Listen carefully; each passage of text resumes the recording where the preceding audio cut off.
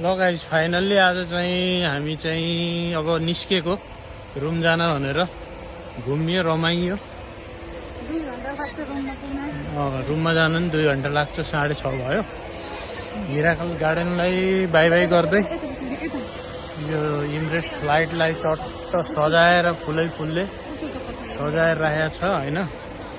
यहाँबाट चाहिँ यस्तो दामी भ्यू छ। छोडेर जान मन छैन भन्दै हुनुहुन्छ मेरो मिसेसले। अब के गर्ने बुढी, जानै पर्यो। यहाँ चाहिँ क्याफे रहेछ, यस्तो राम्रो छ यो नाइट भ्यू मिराकल गार्डनको। साथीहरु आउनु भइहाल्यो भने चाहिँ छिटै फर्केर नजानु होला। यो लाइटिङ भएपछि मात्र एक झलक हेरेर मिराकल गार्डनको लाइटिङ सुरु भएपछि मात्रै जानु होला, किनभने यति राम्रो लाइटिङहरु छ हैन।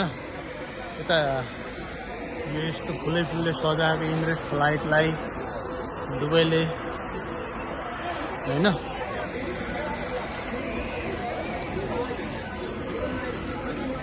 यहाँ तल हेर,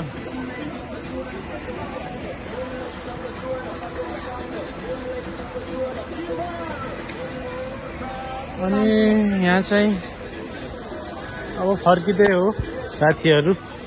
तपाईहरु पनि एकचोटि अवश्य भिजिट गर्नु होला मिराकल गार्डन 31 मार्च भन्दा पहिले। त्यसपछि फेरि पैसा लाग्छ हैन। अहिले दुबई सरकारले यो 15 मार्चबाट 31 मार्चसम्म फाइदा दिएको छ, फ्री इन्ट्री दिएको छ। त्यसको फाइदा भरपुर उठाउनु होला। हामी त उठाइयो भनौँ हैन। 3-4 घण्टा घुमियो, रमाइलो भयो, आनन्द। ओहो हो यो भ्यू देखेर म त छक्क पर्यो हो बुढी। यो यतातिरको हेर, आमामा जता पनि फेरि फ्रेममा बुढी नै राख्छु, फेरि आइहाल्छिन् के राख्छु भन्दा नि। आमामा काइलाले यो भ्यू देखेन होला यार, काइलालाई त बोलाउनु पर्छ यो भ्यू हैन। काइला अब एक्लै हिँडे त्यो फोटोग्राफर भएर साला त भनिहाल्यो, तर भाइ नै हो त्यो। यस्तो मिठो भ्यू रहेछ यहाँ। अब 1-2 कपी फोटो हान्नु पर्यो हैन।